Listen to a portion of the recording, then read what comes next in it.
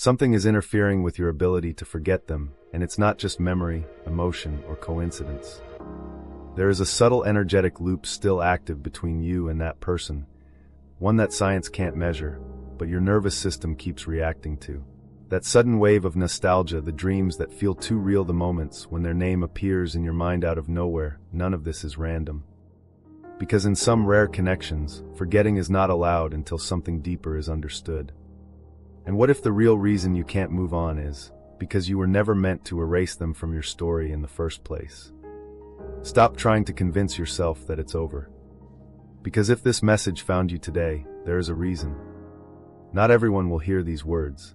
Most people will scroll away within seconds, dismissing them as fantasy, coincidence, or wishful thinking. But you didn't. You stopped. Something inside you paused, not because your mind made a decision, but because another part of you recognized something your conscious self has been trying to ignore. There is a connection in your life that refuses to disappear. No matter how much time has passed, no matter how many promises you've made to yourself, no matter how many times you've whispered, "I'm finally moving on." Somewhere deep inside, they're still there. Maybe you haven't spoken in months. Maybe years. Maybe they vanished without explanation. Maybe they chose someone else. Maybe circumstances forced you onto different paths before either of you were ready. Yet somehow, their presence still echoes through your life. A song you've never heard suddenly reminds you of them. You wake from dreams so vivid that for a few seconds you forget they're gone. You catch yourself looking for their face in a crowded room. You feel waves of emotion that seem to come from nowhere, arriving without invitation and disappearing before you can explain them. You've probably asked yourself the same question hundreds of times. Why can't I forget them? Maybe you've blamed yourself. Maybe you've wondered if you're simply too emotional. Maybe you've feared that something is wrong with you. After all, people tell you that time heals everything. They say you'll meet someone new. They insist you'll wake up one day and realize you don't care anymore. But what happens when that day never comes? What happens when every logical explanation fails? What if forgetting was never the lesson? Here's something very few people ever consider. Sometimes your inability to forget someone isn't evidence that you're weak. Sometimes it isn't proof that you're obsessed. Sometimes it isn't even about romance. Sometimes it's because the connection hasn't finished teaching you what it came to teach. Think about that for a moment. Imagine reading only the first chapter of a book before throwing it away because the story became uncomfortable. You'd never understand why the beginning mattered. You'd never meet the characters who change everything. You'd never discover that the greatest conflict was actually preparing the greatest transformation. Yet this is exactly what many people try to do with soul-changing relationships. The pain becomes unbearable. The uncertainty becomes exhausting. So they attempt to erase every memory, delete every photo, block every reminder, convince themselves it never mattered. But the strange thing is, the harder they try to erase it, the louder it becomes. Why? Because unresolved experiences rarely disappear. They wait, not to punish you, not to trap you, but to be understood. Have you ever noticed how certain memories remain crystal clear while entire years of your life become blurry? You probably don't remember what you had for lunch 3 Tuesdays ago. You barely remember random conversations from last year. Yet you can remember the exact expression on their face the first time your eyes met. You remember the silence, the feeling, the electricity, the moment everything seemed ordinary, until suddenly it wasn't. Scientists might explain this through emotional memory. Psychologists might describe it as neural imprinting. Trauma specialists might point toward attachment patterns. And all of those perspectives offer valuable insight. But there are moments in life that seem to reach beyond explanation.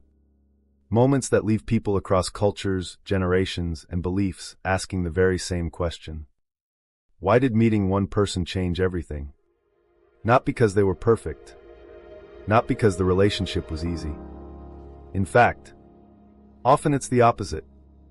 These connections arrive like earthquakes. They shake your certainty. Challenge your identity. Destroy the version of yourself that felt safe hiding behind routines, expectations, and emotional walls. Before meeting them, maybe you thought you knew exactly who you were. You had plans, goals, a predictable future. Then one encounter, one conversation, one unexpected look, and suddenly life no longer fit inside the story you'd been telling yourself. That kind of disruption is difficult to explain, especially to people who have never experienced it. They'll tell you to just let go, as if healing were a switch you simply turn off, as if the human soul operated like a computer deleting old files. But if you've truly experienced one of these life-altering connections, you already know. It doesn't work that way, because what lingers isn't always the person. Sometimes, it's the version of yourself they awakened, the dreams you buried, the fears they exposed, the courage they demanded, the love you didn't realize you were capable of giving. Could it be that you're not actually holding on to them? Could it be that you're holding on to the part of yourself that only appeared after they entered your life? That's a very different question, and perhaps a much more important one. Because if that's true, then trying to forget them is like trying to forget the sunrise after living your whole life in darkness. You cannot unknow what has awakened. You cannot return to the person you were before your eyes opened. Transformation doesn't ask permission. It simply happens. Still, there is another possibility, one that many people sense but rarely dare to speak aloud. What if some connections exist beyond ordinary timing? Not to imprison two people together forever. Not to promise a perfect ending, but to act as catalysts, mirrors, sacred interruptions that appear exactly when a soul is ready to evolve. Have you noticed how this person entered your life precisely when everything else was beginning to change? Perhaps your career shifted. Perhaps friendships ended. Perhaps your beliefs started falling apart. Perhaps you were quietly questioning the life everyone expected you to live. Then they appeared, almost as if the universe whispered, "Now you're ready." Ready for what? That is the mystery. And mysteries don't reveal themselves all at once. They unfold slowly, layer by layer. Just when you believe you've finally understood everything, another truth emerges. This is why forcing closure rarely works. Real closure isn't forgetting. It's understanding. There's a difference. Forgetting tries to erase the past. Understanding transforms the past into wisdom. One resists. The other liberates. Perhaps that's why you're here today. Not because you're meant to chase someone who has walked away. Not because your happiness depends on another person's return.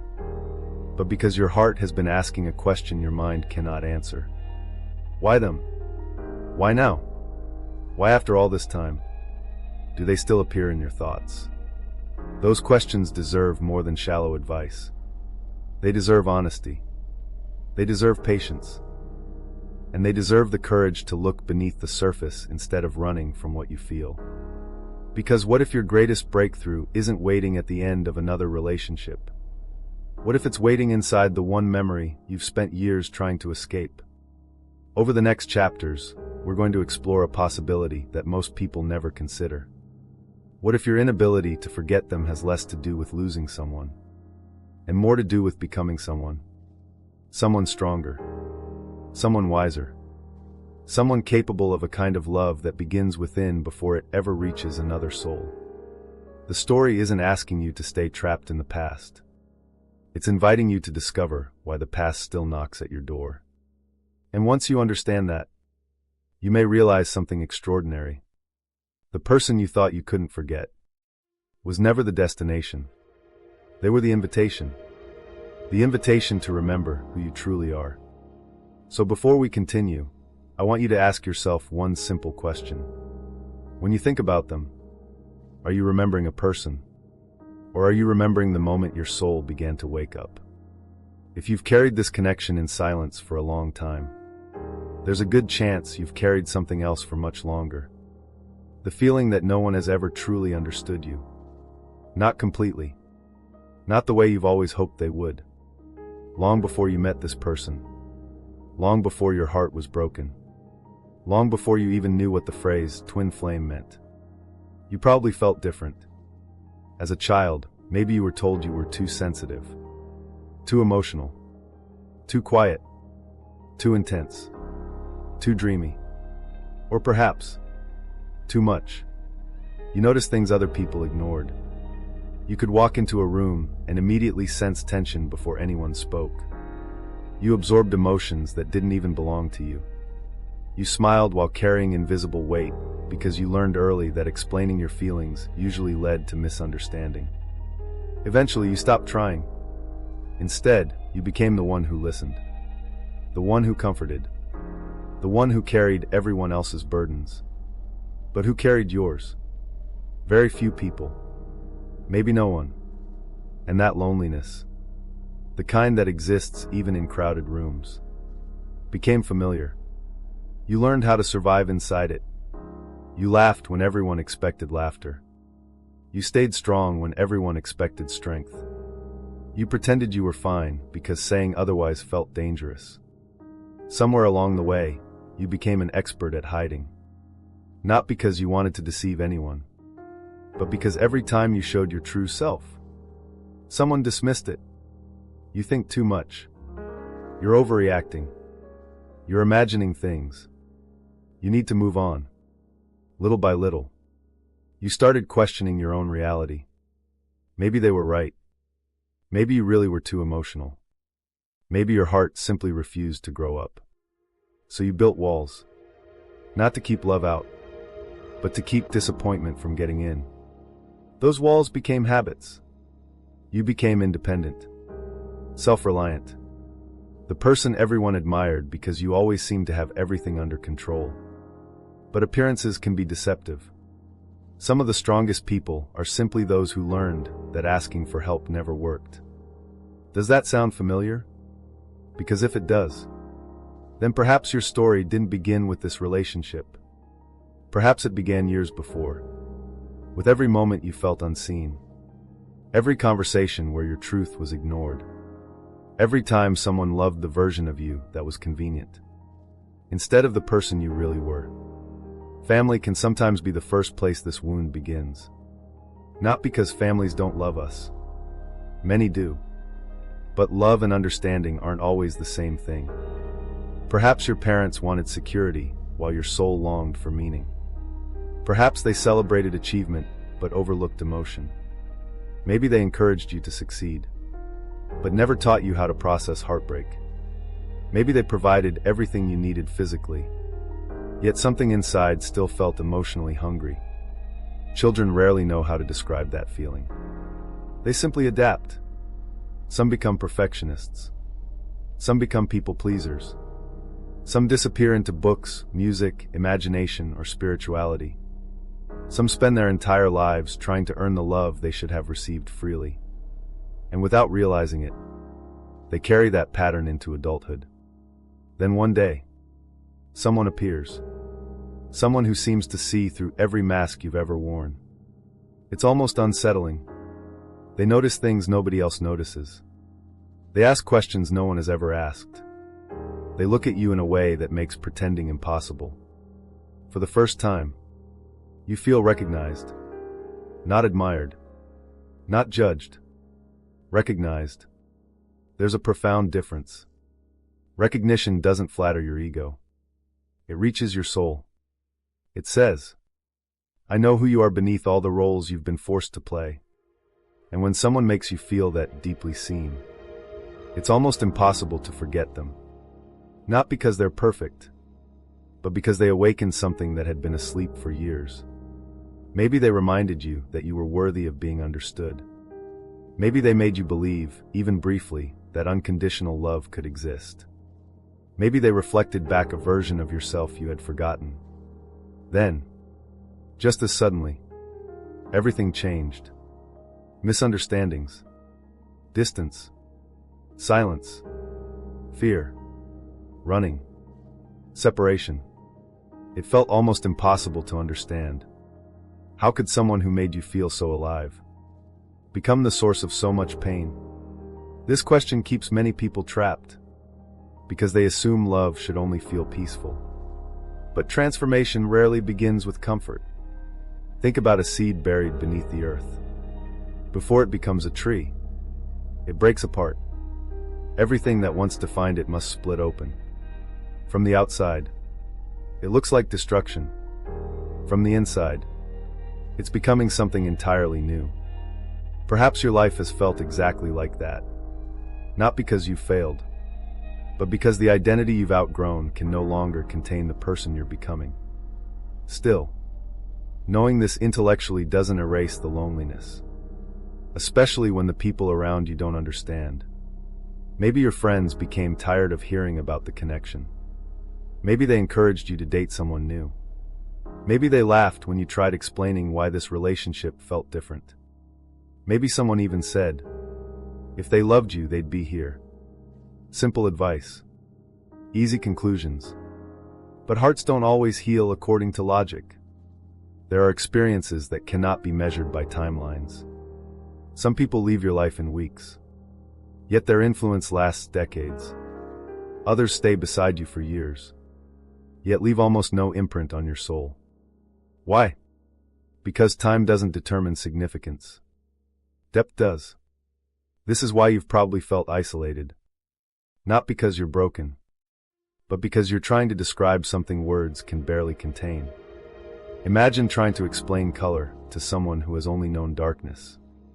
No matter how sincere you are, language eventually reaches its limit. That's how these experiences often feel. You know something profound happened. You simply can't prove it. And because you can't prove it, you begin doubting yourself. That doubt becomes another wound. Then comes betrayal. Perhaps not only from romantic partners, perhaps from friends, family, co-workers, people you trusted completely. Maybe you gave everything. Your loyalty, your time, your compassion, only to discover it wasn't returned. Each betrayal reinforced an old belief. I must not be enough. I must be difficult to love. I always lose the people who matter. Those beliefs are heavy, not because they're true, but because they quietly shape every decision afterward. You become afraid to trust, afraid to hope, afraid to believe happiness will last. Then, when someone extraordinary enters your life, the old fears awaken alongside the new love. You want closeness, but you fear abandonment. You crave honesty, but you expect betrayal. You long for permanence, but you've been conditioned to prepare for loss. This inner conflict creates enormous emotional intensity. Sometimes what feels like longing for another person is actually the collision between your deepest hopes and your oldest wounds. That doesn't make your experience imaginary. It makes it profoundly human. Perhaps you've spent years believing you were somehow cursed. Always giving more. Always understanding more. Always loving more deeply than you received. But what if your sensitivity was never your weakness? What if it was your greatest gift? One that simply developed without healthy boundaries? Sensitive people often mistake discernment for burden. They assume feeling deeply is a flaw. Yet the same heart that breaks deeply also loves deeply, creates deeply, heals deeply, intuits deeply. The challenge isn't becoming less sensitive. It's learning where your sensitivity belongs. Not every person deserves unlimited access to your heart. Not every relationship deserves your endless patience. Not every goodbye deserves lifelong mourning. Perhaps this season of your life isn't asking you to become harder. Perhaps it's asking you to become wiser. To recognize that compassion without boundaries becomes self-abandonment. That forgiveness without discernment becomes repetition. That unconditional love does not require unconditional access. These lessons are painful, but they are sacred. And if you've been carrying this invisible weight for years, I want you to hear something your soul may have needed long before today. You were never too much. You were simply bringing the wrong version of yourself into places that could never appreciate your depth. the people who misunderstood your heart, were not necessarily evil. They simply couldn't meet you where you were. Some people only understand love that feels comfortable. You are learning love that transforms. There is a difference. And perhaps that's why this connection continues to echo through your life. Not because you're meant to remain trapped in longing, but because it exposed every wound that had quietly shaped your identity long before they arrived. The pain wasn't created by meeting them. The pain was revealed by meeting them. And revelation, as uncomfortable as it feels, is always the first step toward healing, because you cannot heal a wound you cannot see. And maybe, just maybe, the reason you still remember them so vividly isn't because your story with them is unfinished. It's because the story with yourself is finally beginning. There comes a moment on every deep healing journey when the question changes. At first you ask, why did they leave? Then, why couldn't they love me? Later, will they ever come back? But eventually, if you're willing to look beneath the surface, another question quietly appears. A question that changes everything.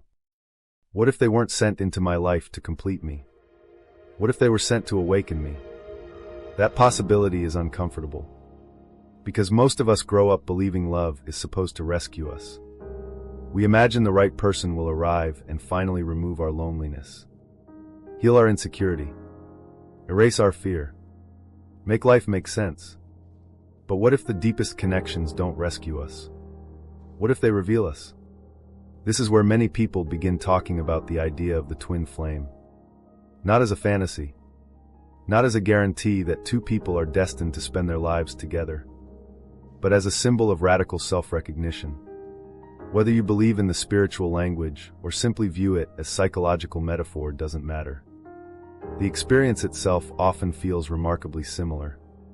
Someone enters your life, and suddenly, every hidden part of you becomes impossible to ignore. The parts you loved, the parts you rejected, the dreams you abandoned, the fears you buried, the wounds you pretended had already healed. It's as though another human being unknowingly holds up a mirror that reflects not only your beauty, but also every place within you still asking to be loved. And mirrors are rarely comfortable. Think about a literal mirror. It doesn't judge you. It doesn't criticize you. It simply reflects what is already there. If you smile, the mirror smiles. If you cry, the mirror reflects your tears. The reflection isn't creating anything. It's revealing something. Perhaps this connection functioned in exactly the same way. Maybe this person didn't create your fear of abandonment. They exposed it. Maybe they didn't create your fear of rejection. They illuminated it. Maybe they didn't create your longing to be chosen. They simply brought it into the light where you could finally see it. That realization can feel almost overwhelming, because it's much easier to believe someone else caused all of our pain. It's much harder to recognize that some wounds were waiting long before they arrived. Have you ever wondered why this relationship affected you so much more than the others? Maybe you've experienced heartbreak before. Maybe you've been disappointed. Maybe you've loved and lost. Yet somehow, this one reached places inside you that no one else ever touched. Why? Perhaps because this connection wasn't operating only on the level of romance. It was activating identity. Before you met them, perhaps you believed your worth depended on achievement, or appearance, or being needed, or never making mistakes. Then this relationship quietly challenged every one of those beliefs. It asked questions you had spent years avoiding. Who are you when no one chooses you? Who are you when certainty disappears? Who are you when love cannot be controlled? Who are you when your future no longer looks the way you planned? These aren't relationship questions. They're soul questions. And soul questions never accept superficial answers. This is why separation often becomes such a powerful turning point. From the outside, it appears to be loss. But internally, something entirely different begins. Imagine an old house that has stood for decades. From the street, it looks stable, beautiful even. but hidden inside the walls are cracks no one can see. Termites have slowly weakened the foundation. Moisture has rotted the beams. The structure appears solid. Until one day, renovation begins. Suddenly, walls come down. Dust fills the air. Everything looks worse than before. Anyone walking by might think the house is being destroyed. But the builder knows something the observer doesn't. The damage was always there. The renovation simply revealed it. Could it be that this relationship became the renovation your inner life had postponed for years? Perhaps the collapse wasn't punishment. Perhaps it was construction. Because real transformation is rarely gentle. We often imagine awakening as a peaceful experience. Soft music, perfect meditation, constant joy. But those who have walked through profound change usually tell a different story. Awakening often begins with confusion, with grief, with losing everything that once felt certain. Because certainty can become a prison. Sometimes life has to remove what feels familiar before it can introduce what is authentic. Think back to the version of yourself before this person entered your life. Who were you trying to become? Whose approval were you chasing? What dreams had you quietly abandoned because they seemed unrealistic? What truths had you silenced because they made other people uncomfortable? Then think about who you are today. Even if you're still healing. Even if some days still hurt. Are you the same person? Probably not. Maybe you've become more compassionate. Maybe you've become more spiritually curious. Maybe you've started questioning old beliefs. Maybe you've learned to recognize unhealthy patterns you once accepted without hesitation. Maybe you've stopped pretending to be someone you're not. Pain changed you. Not because suffering is inherently valuable, but because suffering demanded honesty. There comes a point when pretending becomes more exhausting than telling the truth. And perhaps that's one of the hidden gifts this connection offered. It became impossible to keep living a life that wasn't aligned with your soul. Maybe that's why everything else began changing too. Friendships ended. Careers shifted. Old habits disappeared. Priorities transformed. You thought the relationship was falling apart. But perhaps your entire identity was reorganizing itself. This is where many people become confused. They assume the purpose of a twin flame connection is reunion. And perhaps sometimes it is. But what if reunion isn't the first destination? What if wholeness is? Imagine two people standing before one another carrying identical wounds. Both longing to receive love. Both terrified of vulnerability. Both waiting for the other person to heal them first. What happens?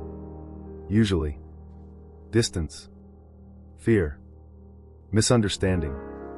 Not because love isn't present, but because neither person yet knows how to receive it without losing themselves.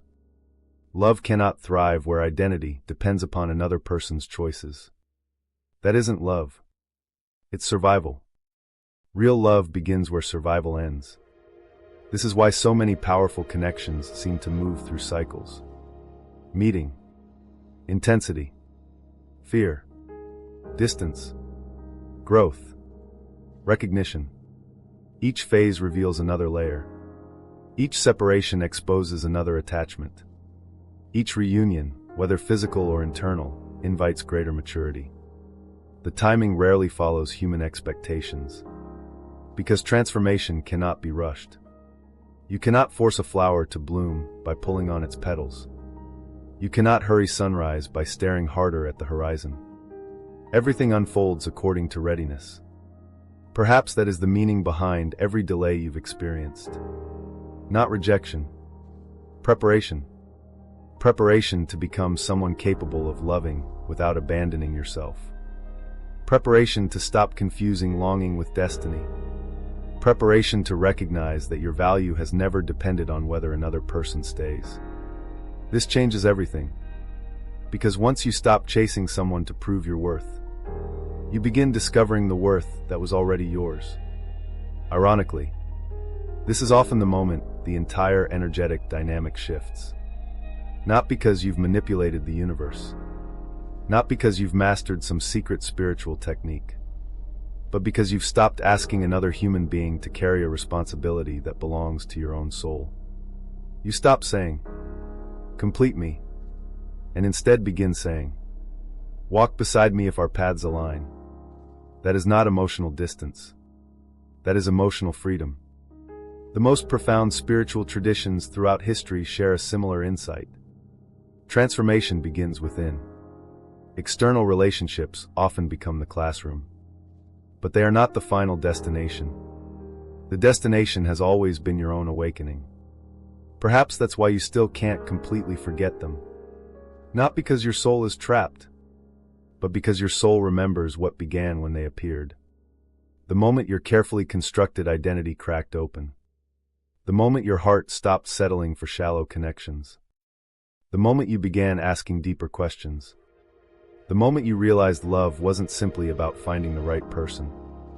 It was about becoming the person you were always meant to be. Maybe they came into your life for a season. Maybe for a lifetime. Maybe your paths will cross again. Maybe they won't. None of that changes the transformation that has already begun. Because the greatest gift they left behind was never their presence. It was your awakening. And once a soul begins to awaken, it can never truly return to sleep. So perhaps the question was never, "Why can't I forget them?" Perhaps the real question has always been, "Why did meeting them help me remember myself?" There comes a quiet moment in every profound journey when something inside you shifts. Not because the other person finally sends a message. Not because the universe suddenly gives you every answer you've been asking for. Not because all the uncertainty disappears overnight. But because, for the first time, you stop waiting. That moment rarely looks dramatic. There are no flashing signs in the sky. No mystical voice announcing that your destiny has arrived. Instead, it feels almost ordinary. You wake up one morning and notice that the ache in your chest has become softer. Not gone. Just different. The memories are still there. The questions haven't completely disappeared. You still think about them from time to time. But something fundamental has changed. You are no longer building your future around the hope that someone else will return. Instead, you begin building a future that belongs to you. And ironically, this is the moment many people have been unknowingly preparing for all along. Because perhaps this journey was never asking you to spend years waiting for another soul. Perhaps it was asking you to finally come home to your own. Think about how much energy you've invested in asking questions that no one else could answer. Why did they leave? What are they thinking? Do they still miss me? Are they dreaming about me? Will they ever come back? Every one of those questions has something in common. They all place the center of your life somewhere outside yourself. Without realizing it, your emotional peace becomes dependent on information you may never receive. Your happiness becomes attached to another person's decisions. Your sense of purpose becomes tied to circumstances beyond your control. And slowly, without intending to, you begin abandoning yourself. Not all at once, but little by little. You postpone your dreams because you're waiting for the right timing. You hesitate to move forward because you're afraid of closing a door that might reopen. You keep one foot in yesterday while trying to walk toward tomorrow. No wonder it feels exhausting. No soul can move freely while living in two different timelines. The truth is, life is always inviting you into the present moment. But longing often pulls you backward. Fear often keeps you frozen. Hope, when attached to outcomes, can become another form of imprisonment. There is a profound difference between hope and trust. Hope says, "I'll be okay if this happens." Trust says, "I'll be okay no matter what happens." Can you feel the difference? One depends upon circumstances. The other depends upon inner alignment. Perhaps this is the lesson that has been quietly unfolding beneath every moment of uncertainty. Not how to make someone love you, but how to stop questioning whether you are lovable. Because those are entirely different journeys. One seeks validation. The other discovers truth. Imagine standing beside a beautiful lake. The water is perfectly still. You look down and see your reflection. Now imagine throwing a stone into that lake. Instantly, the reflection becomes distorted. Not because your face changed, but because the surface became disturbed. Many people spend years trying to fix the reflection. They blame the mirror. They blame the water. They blame the wind. When all that is really needed is stillness. Perhaps your heart has been like that lake. Every fear, every unanswered question, every disappointment, every expectation, another stone, another ripple, another distorted image of who you truly are. You are not the disturbance. You are the lake beneath it, and beneath every emotional wave. Your worth has remained untouched. Think about everything you've survived. The conversations that broke your heart. The nights you cried without anyone knowing. The moments you wondered whether you were simply too difficult to love. The days you forced yourself to smile because explaining your pain felt impossible. You survived all of it, not because you were never afraid, but because something inside you refused to disappear. There is a quiet strength within you that has carried you through every chapter of your life. Perhaps you've underestimated it. Perhaps you've mistaken survival for weakness simply because it required tears. But tears are not evidence of failure. Sometimes they are evidence that your heart remained open in a world that often rewards emotional distance. There is courage in remaining soft without becoming fragile. There is wisdom in remaining compassionate without forgetting your own value. There is freedom in loving deeply without making another person responsible for your identity. This is where everything begins to change. Because once you understand that love is something you express rather than something you chase, you stop negotiating your worth. You stop begging to be chosen. You stop shrinking yourself to fit inside someone else's comfort zone. You begin recognizing that the love you've been searching for externally has always been asking to grow internally first. That realization can feel almost unbelievable, especially if you've spent years believing happiness was waiting for one specific person. But ask yourself something honestly. If they returned today, would you truly want to meet them as the version of yourself who lived in fear? Or would you rather meet them as someone who finally knows their own value? The answer matters. Because genuine reunion, whether with another person or with your own purpose, requires a different version of you than the one who first experienced the separation. Growth changes relationships. It changes conversations. It changes expectations. Most importantly, it changes the way you see yourself. Perhaps that is why your journey unfolded exactly as it did. Not because every painful moment was predetermined, but because every painful moment carried the possibility of awakening. Pain itself is never the destination. Awareness is. Every disappointment asked you to see something more clearly. Every goodbye invited you to discover what could never be taken away. Every unanswered question pointed toward a deeper truth waiting within. The remarkable thing about healing is that it rarely announces itself. One day you simply notice. You no longer feel the need to check whether they've viewed your profile. You no longer replay every conversation searching for hidden meanings. You no longer imagine hundreds of different futures that depend on someone else's decision. Instead, you begin noticing sunsets again. Music sounds different. You laugh without guilt. You make plans that excite you. You rediscover forgotten parts of yourself. Not because you've erased the past, but because the past no longer defines your future. That is freedom. Freedom isn't forgetting. Freedom is remembering without losing yourself. There is enormous beauty in that distinction. Because memories are not your enemy. They're chapters. Some chapters make us smile. Some make us cry. Some leave questions unanswered. Yet every chapter contributes to the story. Without the difficult chapters, the transformation would never make sense. Perhaps that's why you found this video today. Not to convince you that every intense relationship is a twin flame. Not to promise that someone will return tomorrow. Not to encourage endless waiting. Instead, to remind you that your life has never been on hold. Your soul has been growing every single day, even during the silence, even during the confusion, even during the loneliness, especially during those moments. If this connection truly served a sacred purpose, then honor it by becoming the person it invited you to become. Honor it by healing. Honor it by creating. Honor it by loving yourself with the same devotion you've offered everyone else. Honor it by refusing to abandon your own dreams while waiting for someone else's choices. And if one day your paths cross again, may you meet not as two wounded people searching for completion, but as two whole people choosing connection freely.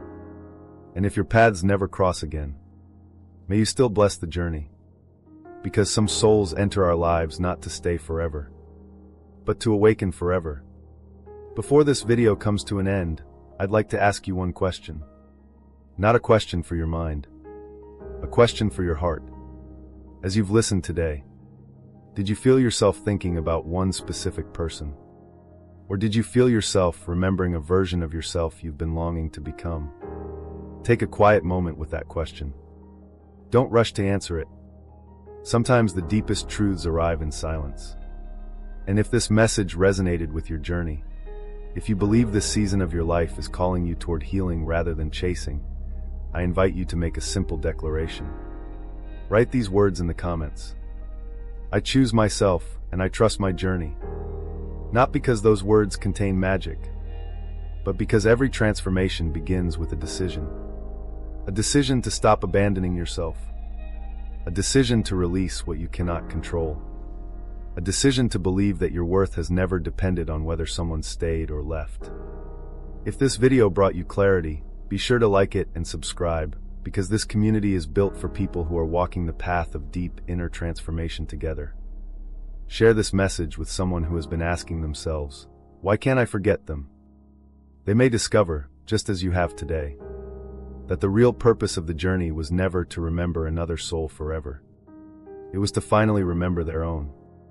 This chapter would explore why you suddenly think about them without any obvious trigger, dreams that feel unusually vivid, emotional waves that seem to come from nowhere, why healing isn't always linear, the difference between attachment and energetic remembrance, how to stop fearing the connection while continuing your own growth.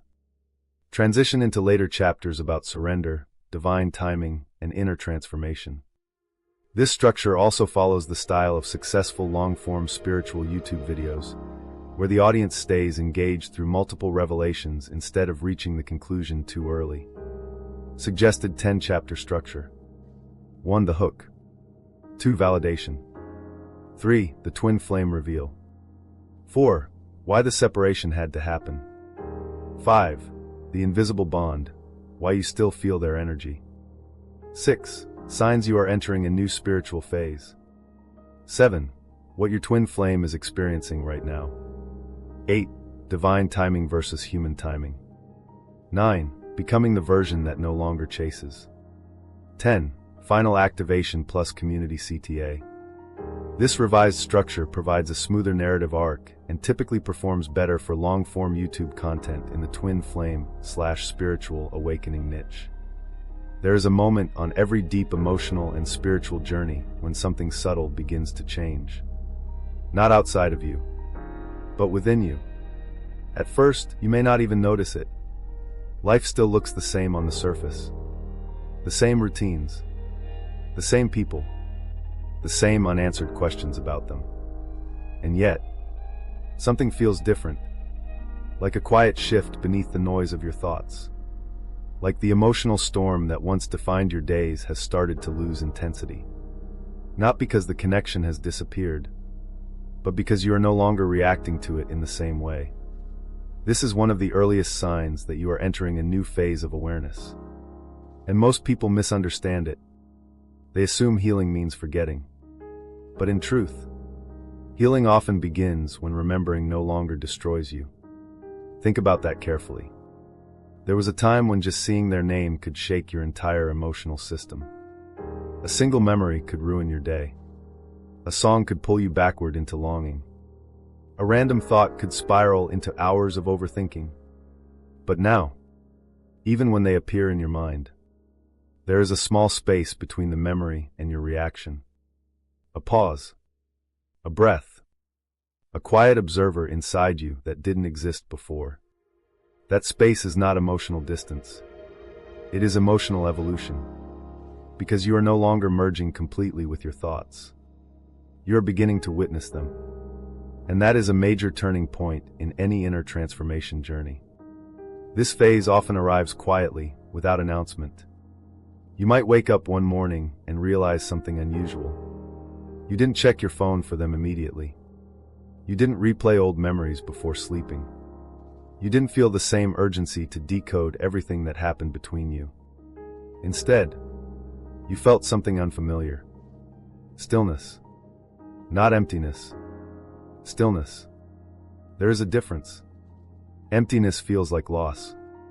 Stillness feels like space. And space is where healing begins to breathe again. But here is where many people get confused. Because as soon as this calmness appears, fear also tries to return. You might wonder, am I losing the connection? Does this mean I no longer care? Have I finally moved on? And then another deeper fear appears underneath those questions.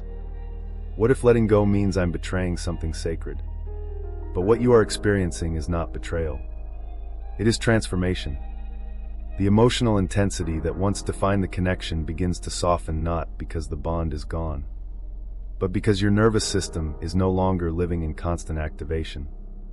When we are deeply attached to someone, especially in emotionally intense or unresolved connections, our body often stays in a state of alert, waiting, anticipating, replaying, analyzing. Even when nothing is happening externally, internally the system remains active.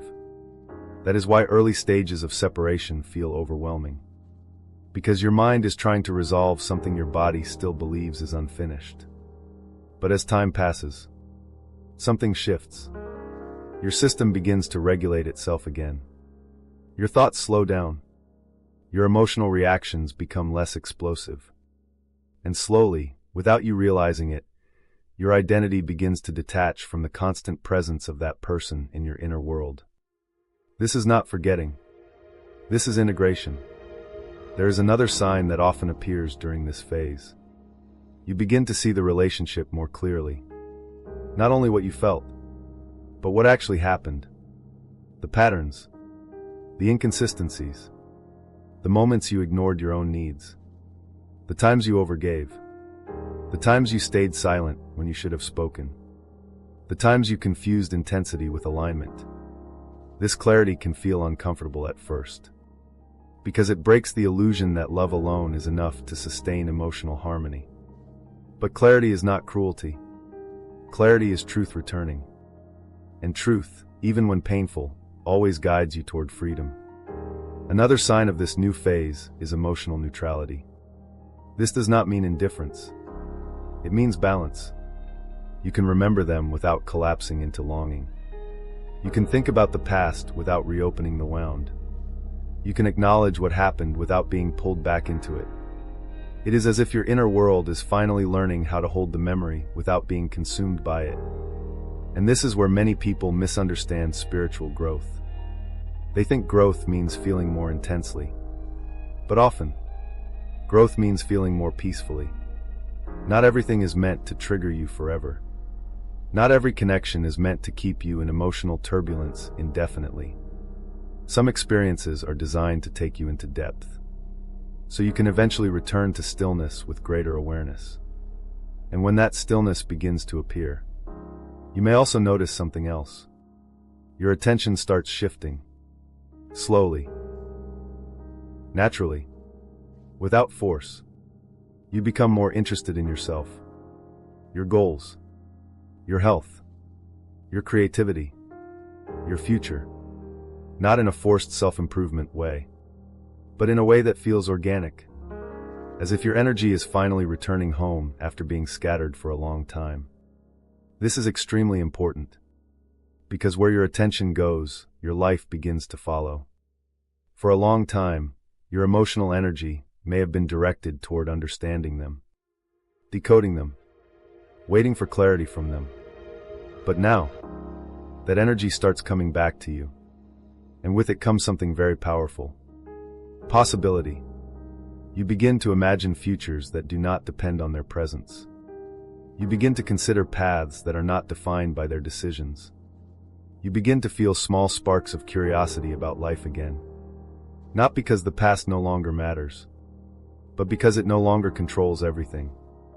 This is often the moment people describe as, "I'm not the same person anymore." And they are right, because you are not. You are no longer defined by emotional chaos. You are beginning to be defined by awareness. But perhaps the most important sign of all is this. You stop needing constant answers. Earlier in the journey, your mind demanded certainty. Why did it happen? What does it mean? What is the final outcome?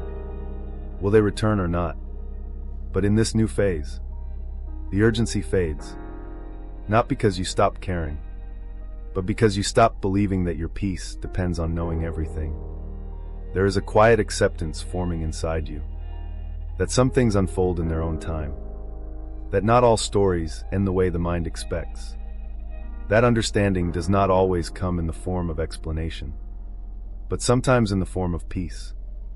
And this peace is unfamiliar at first, because your old emotional identity was built around intensity, around longing, around searching, around waiting.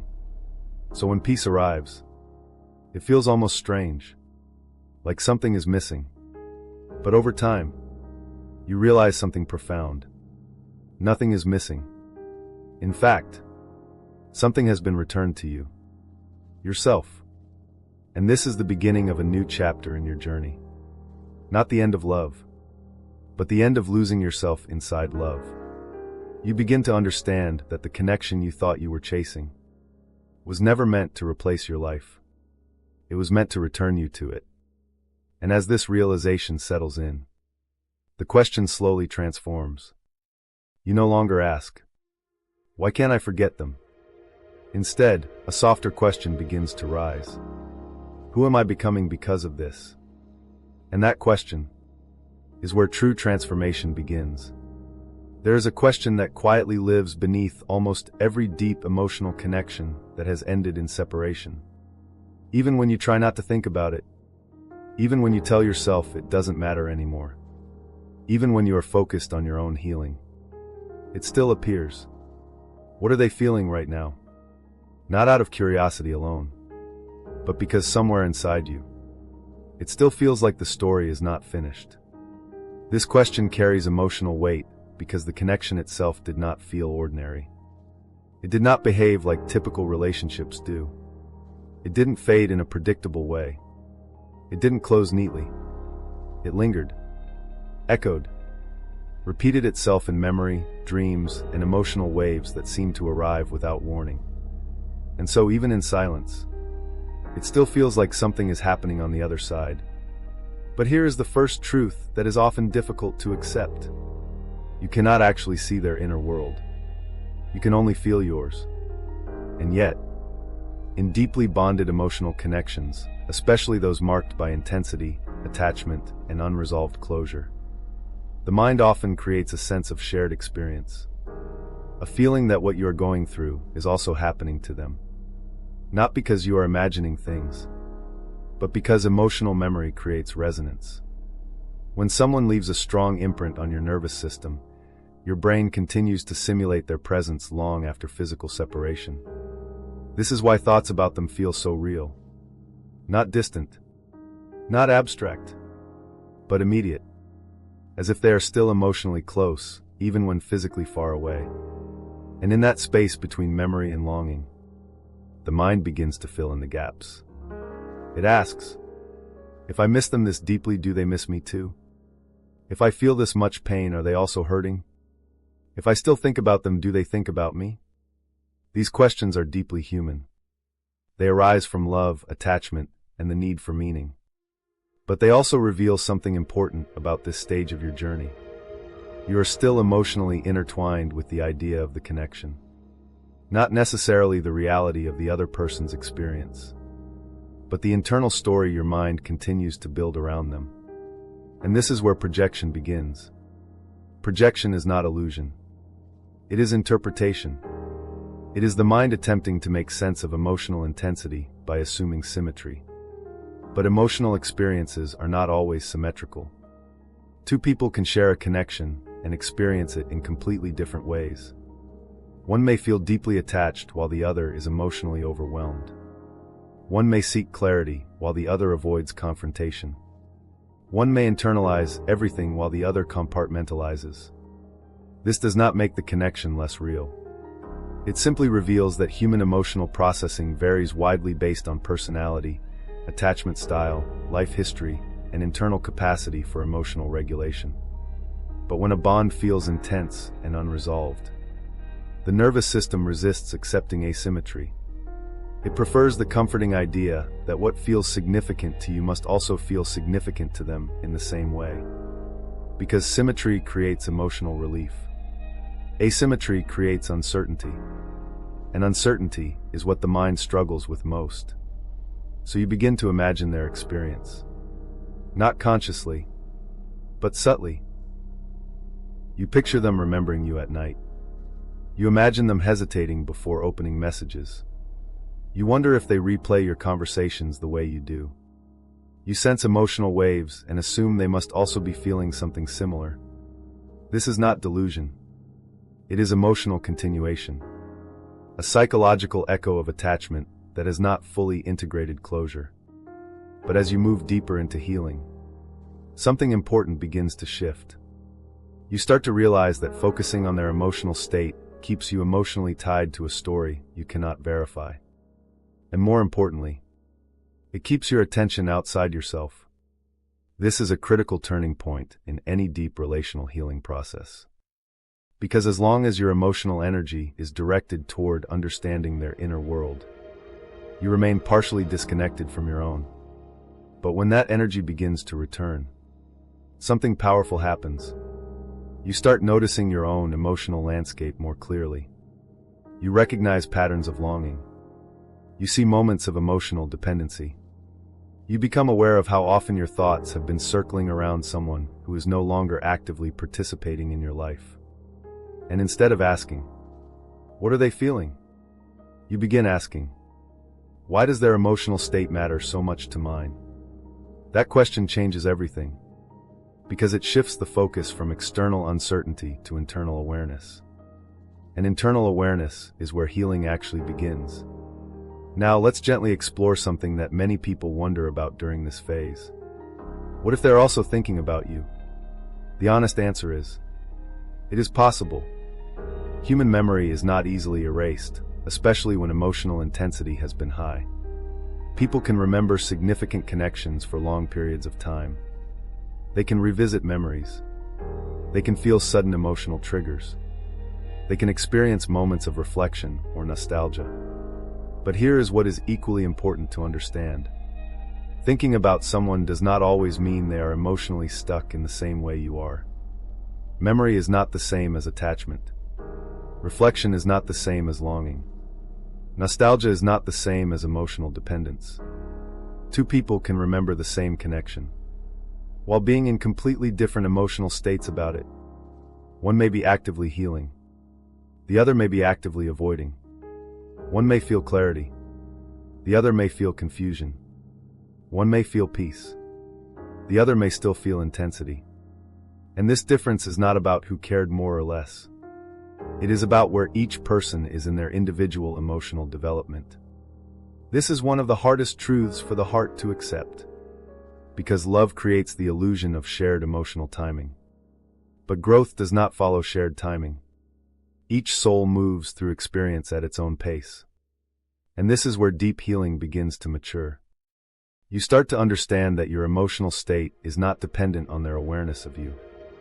You begin to realize that closure does not require mutual understanding. You begin to see that waiting for emotional confirmation from another person keeps you locked in a cycle that has no guaranteed ending. And slowly, you begin to detach from the need to know what they are feeling. Not because you no longer care, but because you begin to care more about your own emotional freedom. This is a profound shift, because for a long time, your inner world may have been structured around their presence. Your thoughts, your expectations, your emotional highs and lows, all subtly influenced by someone who is not actively part of your present reality. But as healing deepens, you begin to reclaim that space. You notice that days where you don't think about them at all become more frequent. You notice that emotional triggers lose their intensity. You notice that curiosity replaces obsession. And curiosity is a sign of emotional maturity. Because curiosity does not demand answers. It simply observes. This is also the stage where something very subtle begins to happen. You stop imagining them as a constant emotional reference point. Instead of asking, "How are they feeling about me?" you begin asking, "How am I feeling about myself today?" And that shift is everything, because it brings your attention back to the only emotional experience you can actually change. Your own. At this stage, something else becomes clear. The connection you once interpreted as something happening between two people begins to feel more like something happening within you. Not because the other person didn't matter, but because your nervous system was using the relationship as a mirror to reveal unresolved emotional layers. And now that those layers are being seen, the mirror no longer needs to dominate your attention. This is why the emotional intensity starts to soften. Not because love disappears, but because projection decreases. And as projection decreases, clarity increases. And with clarity comes peace. Not the kind of peace that erases memory, but the kind of peace that no longer needs memory to define identity. So when you ask, "What is my twin flame experiencing right now?" the deeper answer may surprise you.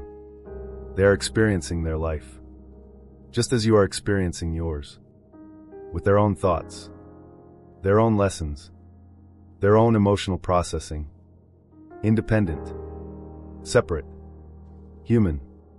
And that realization is not meant to diminish the connection. It is meant to liberate you from the burden of carrying both sides of a story you can only fully live from one perspective. Because your healing was never dependent on knowing their internal world. It was always dependent on returning to your own. And when you finally do that, you begin to understand something quietly powerful.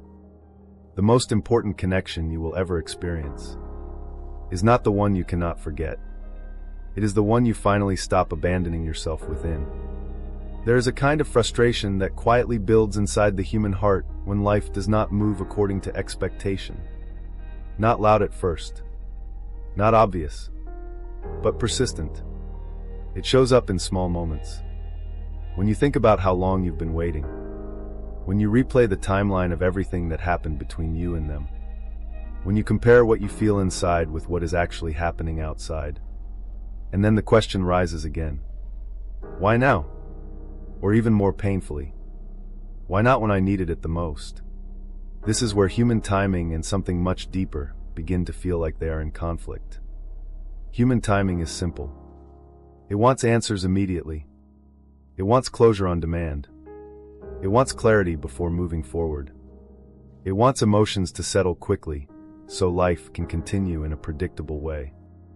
Human timing is based on comfort, control, certainty. But life rarely operates on that level. Because underneath the visible surface of events, there is another rhythm unfolding.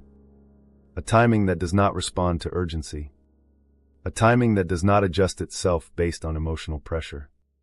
A timing that does not speed up just because you are ready. This is what many people refer to as divine timing. Not as something religious in a literal sense, but as a way of describing the deeper intelligence of life unfolding beyond personal preference. And whether you interpret it spiritually, psychologically, or philosophically, the experience it creates feels the same. Life does not always happen when you want it to. It happens when something within you is ready. And that distinction changes everything. Because from the human perspective, delay feels like denial. Silence feels like rejection. Distance feels like loss. But from a deeper perspective, delay can be preparation. Silence can be development. Distance can be transformation. The same event can hold two completely different meanings depending on the level at which you interpret it. Think about how often you assumed something was not happening, only to later realize you were not ready for it when you wanted it. Maybe emotionally, maybe mentally, maybe in terms of identity.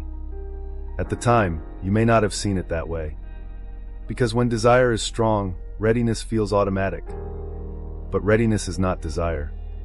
You can want something deeply, and still not be prepared for the version of you that experience would require.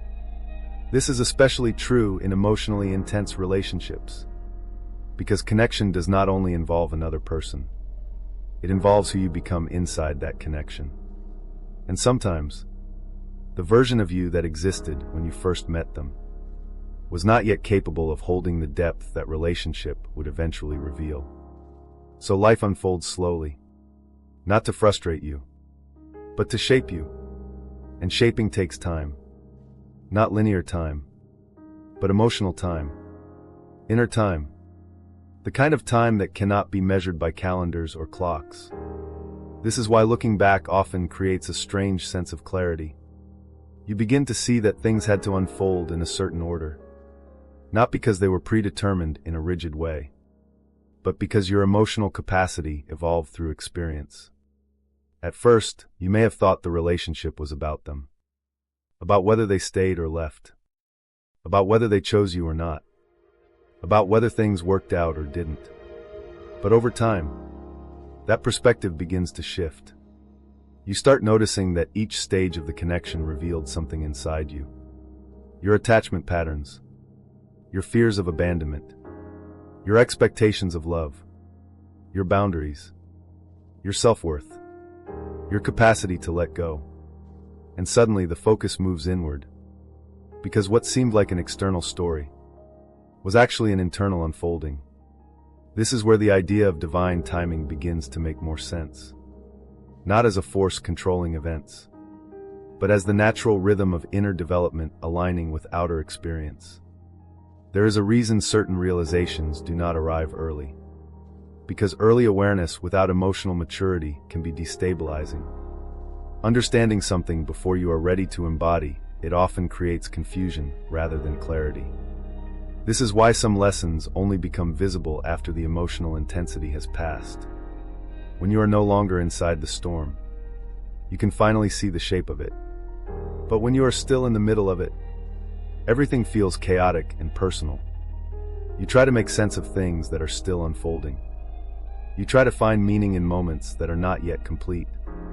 You try to resolve emotions that are still active. And that is why human timing often feels so urgent, because it wants resolution before integration. But integration takes time. And time is not just external. It is internal restructuring. Think of it like this. A tree does not rush its growth.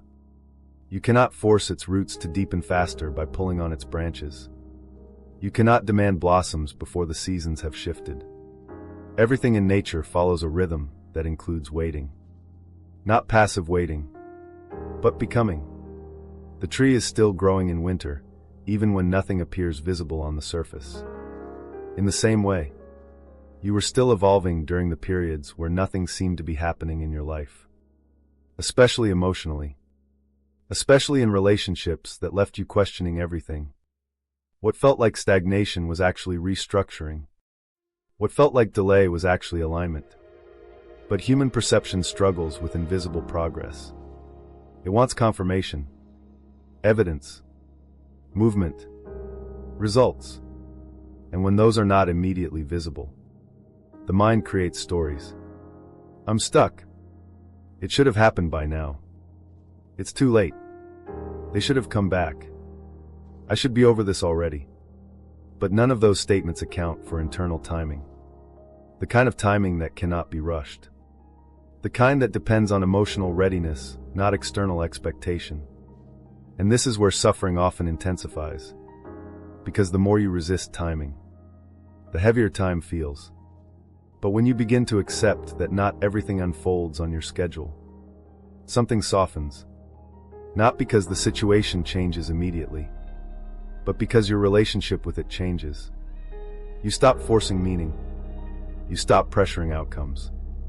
You stop measuring your worth against timelines that were never designed for your emotional evolution. And in that space, clarity begins to emerge naturally. You start to recognize that what you once called delay was actually protection. Protection from repeating cycles before you were ready to break them. Protection from entering patterns that would have deepened wounds instead of healing them. Protection from becoming someone who seeks love from a place of incompleteness. And slowly, you begin to understand that divine timing is not about perfect moments happening externally. It is about internal alignment catching up with experience. There is also something else that becomes clearer in this phase. Not everything meant for you arrives when you are focused on it. Sometimes, what is meant for you appears when your obsession with it has softened. Not because desire is wrong, but because attachment distorts perception. When you are intensely attached to an outcome, your awareness narrows. You interpret everything through urgency. You miss subtle shifts. You overlook internal growth. But when attachment loosens, awareness expands, and what once felt absent becomes part of a larger picture. This is why many people only understand their journey after they have already begun to detach from it emotionally. Not because they stopped caring, but because they stopped forcing meaning onto every moment. At this stage, something profound begins to happen. You start trusting your experience more than your interpretation of it. You begin to recognize that not knowing everything is not a problem to solve, but a condition of being alive. And instead of asking, "When will this end?" you begin asking, "What is this teaching me while it is here?" That shift alone changes your emotional state dramatically, because it moves you from resistance to curiosity, from urgency to presence, from control to awareness. And in that shift, something inside you relaxes. Not fully, not permanently at first, but enough to notice that life is not happening against you. It is unfolding through you. And perhaps that is the deepest realization hidden inside the idea of divine timing. Not that everything is planned in advance. Not that every detail is predetermined, but that your growth and your experience are constantly trying to meet each other. Sometimes they align quickly. Sometimes they take time, but they are always moving toward integration. So when you look back at everything you have experienced with this connection, you may begin to see it differently. Not as something that arrived too late or ended too soon, but as something that unfolded exactly as your inner world required at each stage. And in that understanding, the pressure begins to dissolve, because you are no longer fighting time. You are beginning to understand it. And when you understand time differently, you begin to experience yourself differently within it. No longer as someone waiting, but as someone becoming. And that changes everything. There comes a turning point in every deep emotional journey where something inside you quietly decides it cannot continue the same way anymore. It is not dramatic. It is not forced. It does not feel like a decision at first. It feels more like exhaustion. A subtle internal shift where the energy you once used to think about someone, replay conversations, analyze silence, and search for meaning in every detail begins to fade. Not because the connection suddenly stopped mattering, but because you start mattering more than the confusion it created. And this is where everything begins to change. Because for a long time, your emotional world may have been organized around pursuit.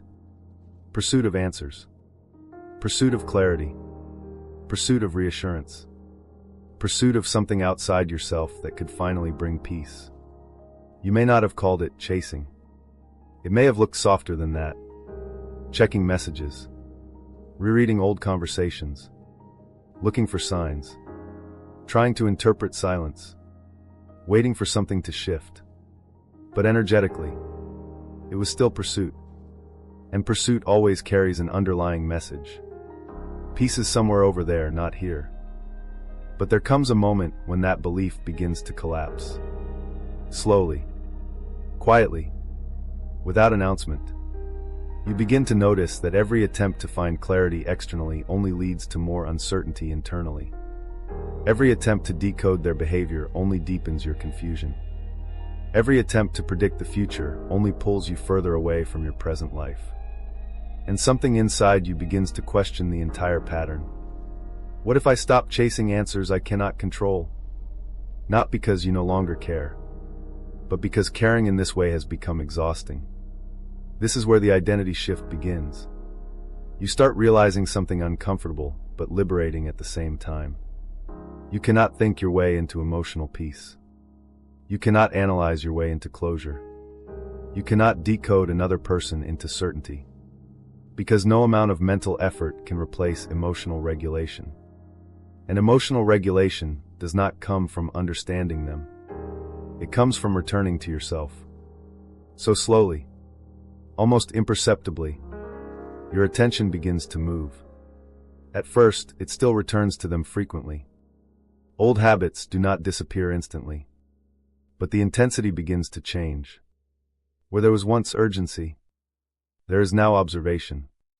Where there was once spiraling thoughts, there is now awareness. You notice the thought, but you do not fully enter it. You feel the memory, but you do not dissolve into it. You begin to experience a new kind of internal space. A space between stimulus and reaction, between memory and emotion, between thought and identity. And in that space, you begin to reclaim yourself. This is one of the most important stages of emotional transformation. Because for a long time, you may have unconsciously built your emotional world around another person's availability. Their presence became a reference point. Their silence became a signal. Their behavior became a source of interpretation. But now, that entire system begins to weaken. Not because they have changed, but because you have. You start noticing things you were too emotionally entangled to see before. You realize how much energy you were giving to something outside your control. You realize how often your mood depended on uncertainty. You realize how frequently your inner stability was being disrupted by thoughts that did not belong to the present moment. And with that awareness, a quiet question begins to form. What if I stopped participating in this cycle? Not in a dramatic way, not as rejection, not as suppression, but as release. Because chasing is not always physical. Sometimes it is mental. Sometimes it is emotional. Sometimes it is the constant internal dialogue that keeps the connection alive long after external interaction has ended. And when that dialogue slows down, something remarkable happens. Your nervous system begins to settle. Your thoughts begin to space out. Your emotional reactions begin to soften. Not because you forced yourself to let go, but because there is less fuel feeding the loop. And when emotional loops lose energy, they naturally dissolve. This is where many people misunderstand healing. They think healing is about doing something, trying harder to move on, forcing new thoughts, blocking memories, avoiding reminders. But real healing is often less about doing, and more about no longer feeding what drains you. And that includes emotional chasing. At this stage, you may also begin to notice something unexpected. You start feeling more present in your own life again. Small things begin to matter more. Daily routines feel less empty. Your attention returns to your surroundings, your body, your responsibilities, your interests. It is as if a part of you that was previously suspended in emotional uncertainty is slowly returning home. And this return is subtle. You do not wake up one day completely changed. Instead, you notice small signs. You laugh more easily. You sleep with less emotional tension. You stop checking things that once felt compulsive. You find yourself thinking about the future without immediately tying it to them. And perhaps most importantly, you begin to feel moments of peace that are not dependent on external validation. This is the beginning of emotional independence. Not independence from love, but independence from emotional dependency. And there is a significant difference between the two. Love is connection. Dependency is attachment to outcome. Love allows freedom. Dependency demands certainty. And as you move deeper into this phase, You begin to recognize the difference in yourself.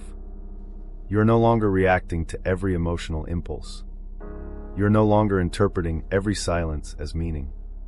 You are no longer assigning significance to every memory that appears. Instead, you are observing. And observation is powerful, because it creates distance without rejection, awareness without suppression, presence without entanglement. This is the state where emotional clarity begins to emerge naturally. You start seeing the connection for what it actually was. Not just what you hoped it meant. Not just what you feared it meant. But what it revealed about your inner world. You see where you overextended yourself. You see where you ignored your own boundaries. You see where you sought validation instead of self-trust. And instead of blaming yourself, you begin to understand yourself. This is where transformation deepens. Because understanding replaces self-judgment. And self-judgment keeps people stuck far longer than the connection itself. At this point in the journey, something very subtle but profound begins to happen. You no longer define progress by whether you still think about them. Instead, you define progress by how you respond when you do. This is a critical shift. Because thoughts are not the problem. Reactivity is. Memories are not the problem. Attachment to interpretation is. And when you begin to respond differently, you begin to live differently. Eventually, there comes a moment where you realize something surprising. You are no longer actively chasing them. But more importantly, you are no longer chasing the version of yourself that only existed in relation to them. Because for a long time, your identity may have been intertwined with longing, with waiting, with unfinished emotional narratives. But now, a new identity begins to form. One that is not built on absence, but on presence. You begin to recognize yourself as someone who can hold emotion without being controlled by it. Someone who can remember without collapsing. Someone who can love without losing direction. And that version of you does not chase. Not because it is cold, but because it is whole enough to no longer confuse pursuit with love. And in that wholeness, something quietly powerful happens. The need to chase disappears. Not because the connection was meaningless, but because you finally understand that what you were searching for outside yourself was never meant to be found there in the first place. It was meant to be rebuilt within you. And when that realization settles in, you are no longer someone trying to get them back. You are someone who has finally come back to themselves. There is a final shift that happens at the end of every deep emotional journey. Not because the story has a perfect ending. Not because every question has been answered. Not because the other person has returned or everything has been resolved exactly the way you once imagined. But because something inside you finally stops waiting. This moment is rarely dramatic. It does not announce itself with certainty or clarity. It arrives quietly, like a breath you didn't realize you were holding finally being released. At first, you may not even recognize it. Life looks the same on the outside. The same streets. The same routines. The same memories that once carried emotional weight. But internally, something fundamental has shifted. You no longer wake up searching for signs. You no longer scan your thoughts for meaning in every memory. You no longer feel the constant pull toward an answer that never fully arrives. Instead, there is space. Not emptiness. Space. And that difference changes everything. Because emptiness feels like loss. But space feels like possibility.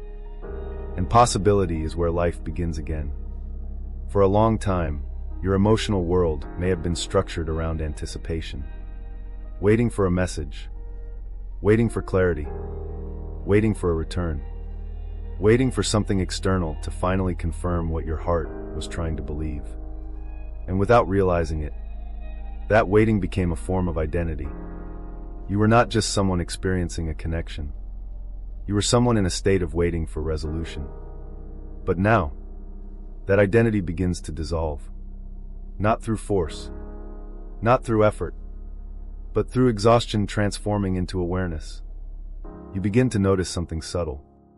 The emotional charge that once defined your thoughts about them is no longer as strong.